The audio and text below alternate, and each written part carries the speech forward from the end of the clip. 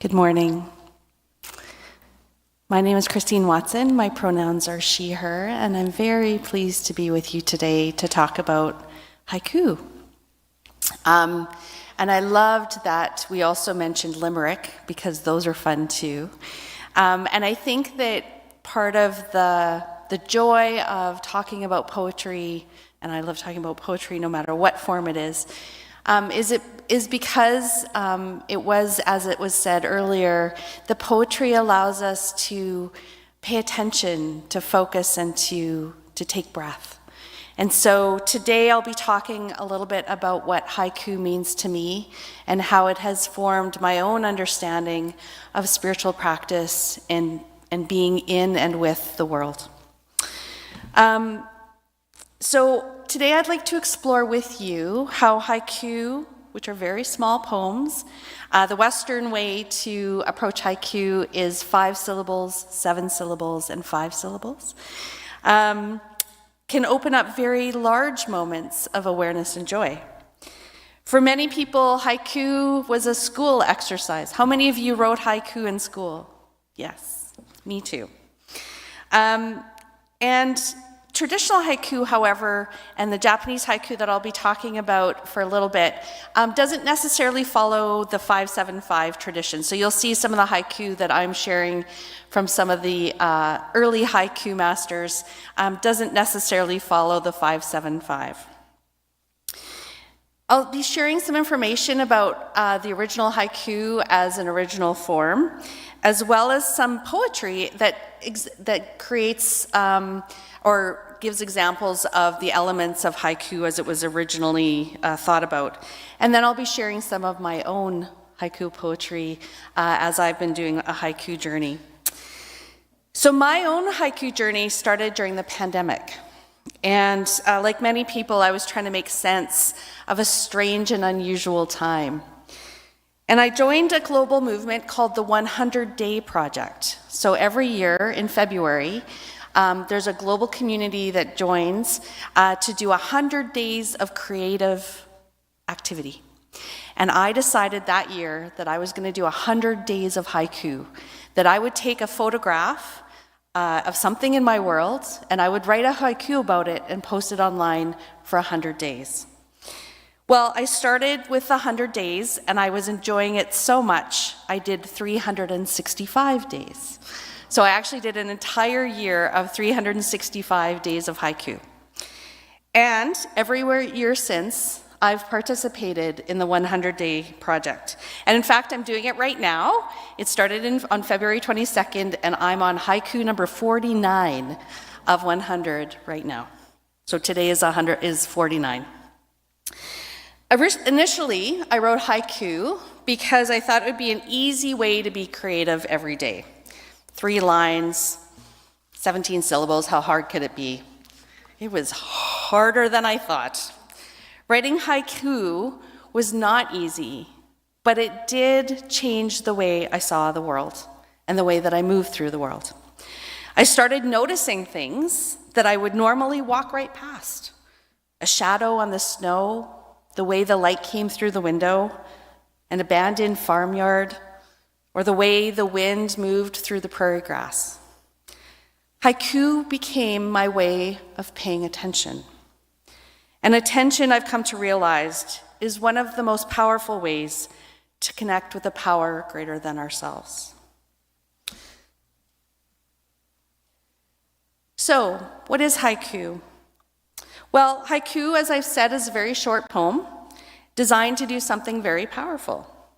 Allen Ginsberg once said that haiku makes the mind leap, often by introducing the comparison or juxtaposition of 2 images or feelings side by side. Billy Collins says that a good haiku produces in the reader a little gasp. That leap or gasp happens because when haiku places those 2 images side by side, your mind suddenly sees a connection between them. It's like a spark. In that moment, something ordinary becomes something extraordinary.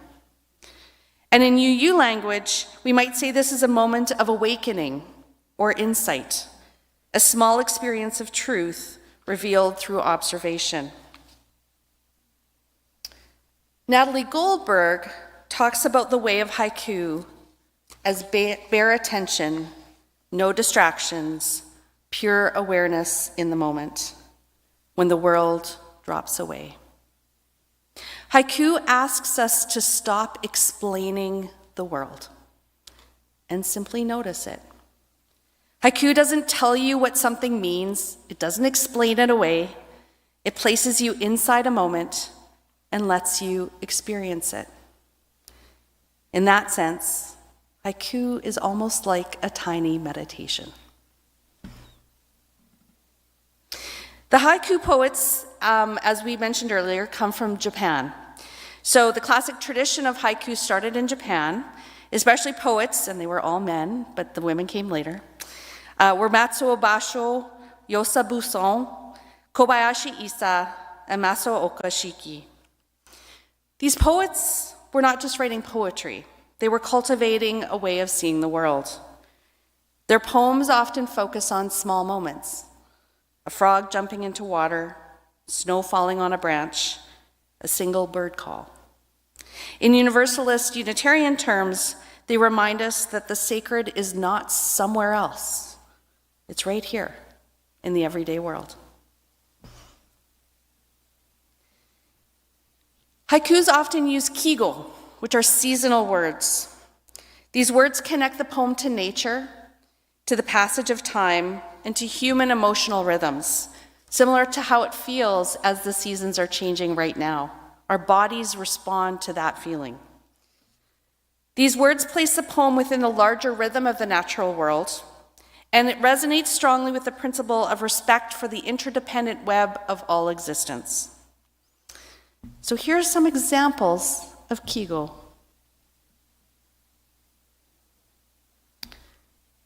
Spring rain, a silent cat upon my lap. Buson.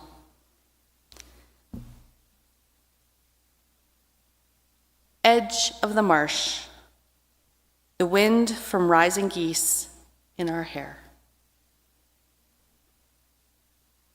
Ebba's story. You'll notice that in these two poems, there's two images that are introduced. The first one is rain and a cat. The poem doesn't explain the connection. Our brains and hearts make the connection. Similarly here, we have geese and the wind in our hair. We are present in the moment. Another element of haiku is the Japanese concept of ma. It means a space where meaning happens, a pause, a silence, or a gap between two images. Because haiku leaves room for the reader. And many spiritual traditions, including the one this congregation supports, value silence and reflection in the making of meaning.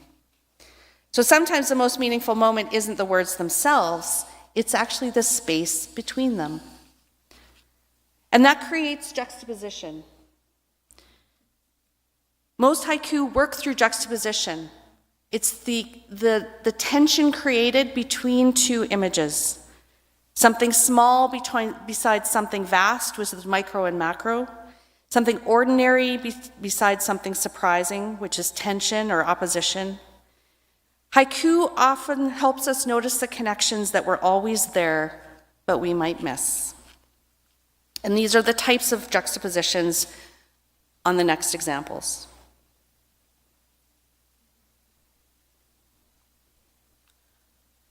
Among 20 snowy mountains, the only moving thing was the eye of the blackbird. Wallace Stevens.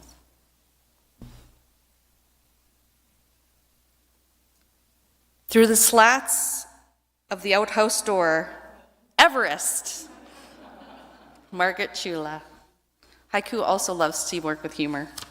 There's a whole lot of outhouses in haiku, actually. It's amazing. Here's one about opposition. Jackknifed rig, a trooper waves us into wildflowers. Robert Gilliland.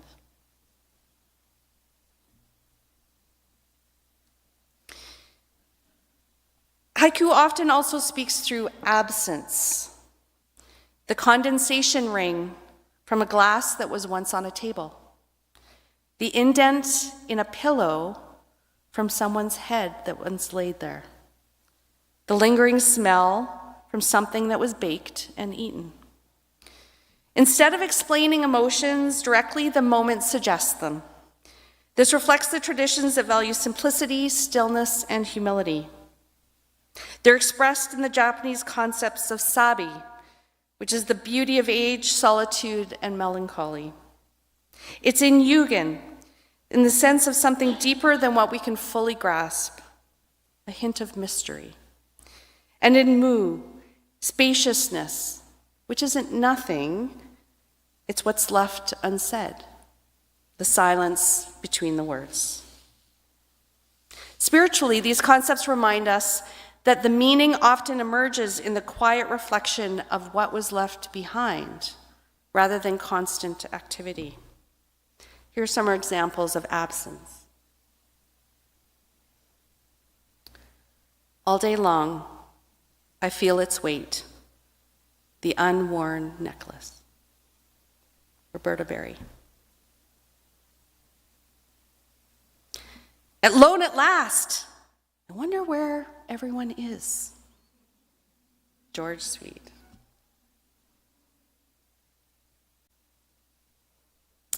Haiku often also captures the moment or the movement in a moment.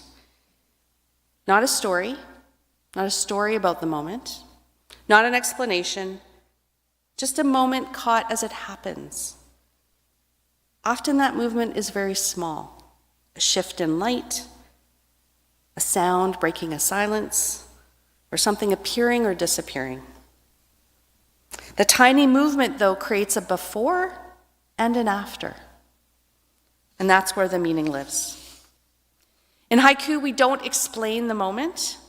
We simply notice it as it unfolds and make meaning of it ourselves. The poet doesn't try to explain it for us. It invites us to pay attention to the exact instant where something shifts, because those are often the moments when we feel most awake. The more we notice these moments, the more we begin to experience the world as alive, dynamic, and unfolding around us.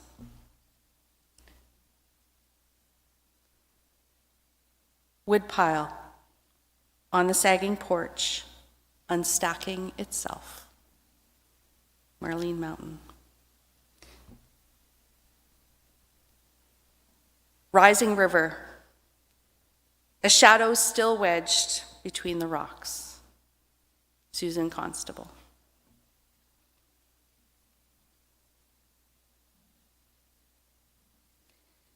As I mentioned, I also have had a haiku journey.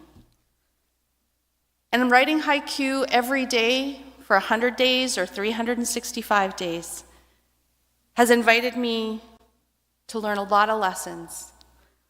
It's about progress, not perfection. There's never a perfect haiku. I could spend hours on it, or I could spend 5 minutes on it. It's about being present and staying awake to the world, to honor the ordinary, and to stay curious.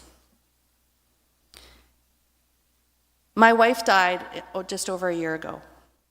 And 3 months after she died, the 100-day project came around. And I didn't know if I could write 100 days of haiku in my grief. And I decided that I would try. Maybe I wouldn't make it to 100, but at least I would try. And what haiku taught me in those 100 days is that I could still find moments of delight, moments of joy, moments of wonder, even in my deepest, darkest days of grief. And I do believe that haiku saved me. Haiku as a practice, as a spiritual way of being in the world, allowed me to get out of my head and out of my heart and into the world in a way that allowed me to move through my grief.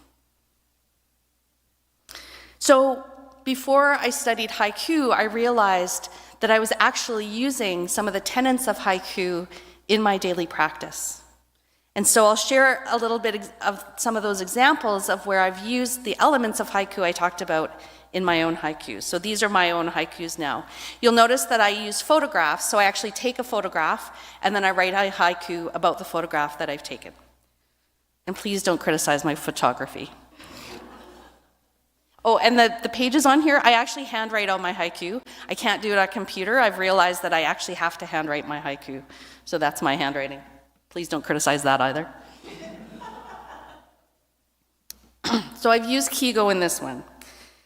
Grief is love entombed. Oh, sorry. River ice groans as a fevered sky emerges. Spring's painful labor. That's a Bridge and Headingley. And I caught the sunset. Grief is love entombed, flash frozen in the moment of your last soft breath. Here's an example of juxtaposition of micro-macro. The sidewalk shudders as the sky crashes to earth underneath my feet.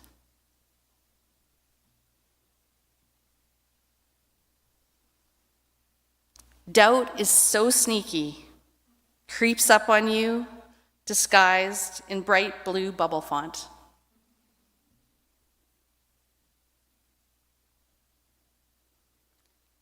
Sweet lilac breezes, fleeting scent just beyond reach, smell of my mother.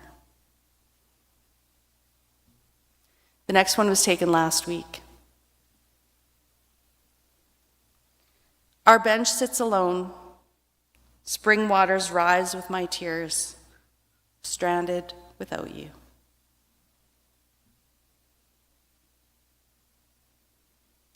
Here's a movement. When your heart breaks, it splatters, not shatters, oozing love's liquidity.